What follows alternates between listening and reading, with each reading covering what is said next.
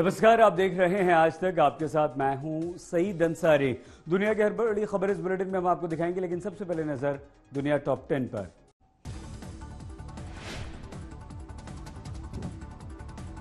America के इतिहास में इस बार हो रहा अब तक का सबसे महंगा राष्ट्रपति चुनाव। $14 बिलियन अब तक खर्च किए जा चुके हैं। साम्यवादी एजेंडे को बढ़ावा देने के आरोप पर कमला हैरिस का जवाब, कहा अमेरिकी होने पर गर्व, मेरे मूल्यों में अमेरिकी मूल्यों की झलक।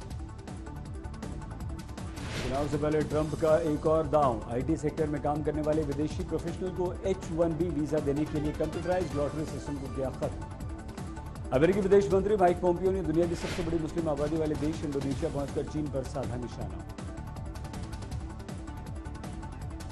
फ्रांस के नीस शहर के चर्च में हमले में 3 लोगों की मौत के बाद पार्लियामेंट में रखा गया मौन। नीस के मेयर ने कहा, गिरफ्तारी के बाद अल्लाह अकबर का नारा लगा रहा था हमलावर। वियतनाम में तूफान के बाद आए विनाशकारी लैंडस्लाइड में 15 लोगों की मौत हो गई, 38 लापता हैं, 150 किलोमीटर इसकी रफ्तार। म्यांमार की नेता आंग सान सू की ने आम चुनाव के लिए एडवांस में वोट डाला। 8 नवंबर को आम चुनाव है। दुनिया में कोरोना का कहर 4 करोड़ 49 लाखों को पार कर गया। 11,80,000 से ज्यादा की मौत हुई।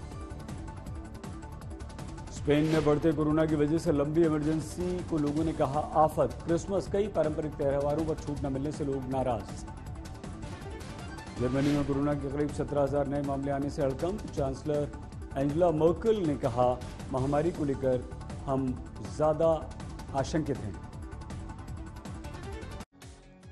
फ्रांस के नीस शहर में एक हमलावर ने चाकुओं से गोदकर 3 लोगों को मार डाला। मृतकों में एक महिला भी शामिल है। इसका सर कलम कर दिया गया, जबकि कई अन्य लोग भी इस हमले में घायल हुए। नीस के मेयर ने कहा कि यह आतंकवादी हमला हो सकता है। फ्रांस में टीचर की निर्मम हत्या की दुनिया भर में हो रही चर्चा अभी ठंडी भी नहीं पड़ी थी कि फ्रांस के ही एक और शहर नीस में एक हमलावर ने चाकुओं से गोदकर 3 लोगों की जान ले ली, जबकि कुछ अन्य लोग घायल भी हुए हैं। घटना नीस के नोटेडम चर्च की है, जहां चाकू लिए हमलावर ने पहले एक महिला का गला काट दिया और फिर 2 अन्य लोगों की चाकू मारकर निर्मम तरीके से हत्या कर दी। जब तक लोग कुछ समझ पाते, हमलावर 3 लोगों की जान ले चुका था। फिलहाल हमलावर को गिरफ्तार किया जा चुका है। नीस के मेयर ने बताया कि हमलावर गिरफ्तारी के बाद भी लगातार अल्लाहू अकबर के नारे लगा रहा था। उन्होंने आशंका जताई कि ये आतंकी हमला हो सकता है। उधर घटना के विरोध में नेशनल असेंबली में मौन रखा गया और फ्रांस के प्रधानमंत्री जीन कैस्टेक्स ने इस घटना के बाद पूरे फ्रांस में सुरक्षा बढ़ाकर उच्चतम स्तर की कर दी है। फिलहाल फ्रांस के आतंकवाद निरोधक विभाग को इस मामले की जांच की जिम्मेदारी दी गई है। इससे पहले फ्रांस में पैगंबर का कार्टून दिखाने पर एक टीचर की गला काटकर हत्या कर दी गई थी। इस घटना के बाद फ्रांस के राष्ट्रपति इमानुएल मैक्रों ने अभिव्यक्ति की आजादी और धर्म का उपहास उड़ाने के अधिकार का जमकर समर्थन किया। हालांकि इसके बाद वो मुस्लिम देशों की आलोचना का शिकार हो गए। आज तक ब्यूरो।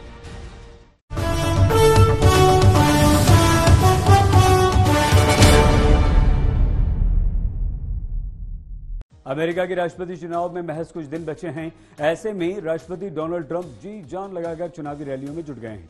बुधवार को एरिजोना में एक रैली के दौरान अपने फैंस के बीच होश में आकर उन्होंने बताया कि कब उन्होंने खुद को सुपरमैन जैसा महसूस किया।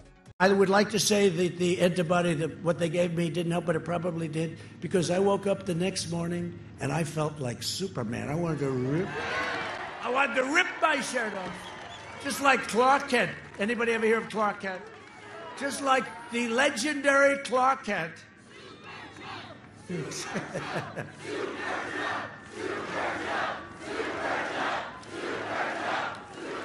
You know we're going to win the election, right? जी हां, ऐसे बयान और उनका अंदाज़े बयान अमेरिकी राष्ट्रपति डोनाल्ड ट्रंप की वो खास खूबियां हैं जिनकी वजह से वो दुनिया भर में चर्चा का विषय रहते हैं और सुर्खियों में भी छाए रहते हैं। 3 नवंबर को होने वाले राष्ट्रपति चुनाव से ठीक पहले डोनाल्ड ट्रंप ने कोरोना के इलाज की तारीफ के साथ साथ खुद को सुपरमैन भी बता दिया। साथ ही ये ऐलान भी कर दिया कि वो अमेरिका को हर संकट से उबारने का मादा रखते हैं।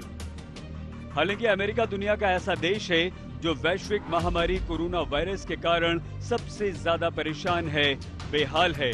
बात संक्रमितों की हो या मरने वालों की, दोनों में अमेरिका दुनिया में नंबर 1 पर है। I woke up the next morning and I felt like Superman. I wanted to rip. Donald Trump खुद भले ही सुपरमैन जैसा महसूस करें, लेकिन अमेरिका में कोरोना से जानमाल दोनों का भारी नुकसान हुआ है और ट्रंप अपनी चुनावी रैली में हर बार इस बात का दावा करते हैं कि उन्होंने देश को कोरोना से बचाने में कोई कोर कसर नहीं छोड़ी। लेकिन ट्रंप के खिलाफ राष्ट्रपति चुनाव लड़ रहे डेमोक्रेटिक पार्टी के उम्मीदवार जो बाइडेन का आरोप है कि ट्रंप सरकार कोरोना को काबू करने में पूरी तरह से नाकाम रही है। आज तक ब्यूरो।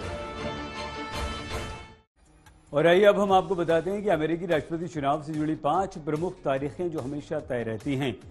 नवंबर महीने का पहला मंगलवार, जो कि पहले ये तारीख राष्ट्रपति चुनाव की वोटिंग के लिए तय है। इस साल ये तारीख 3 नवंबर है। अमेरिका में वोटिंग के तुरंत बाद वोटों की गिनती का काम शुरू हो जाता है। 4 नवंबर को परिणाम की तस्वीर साफ हो जाती है।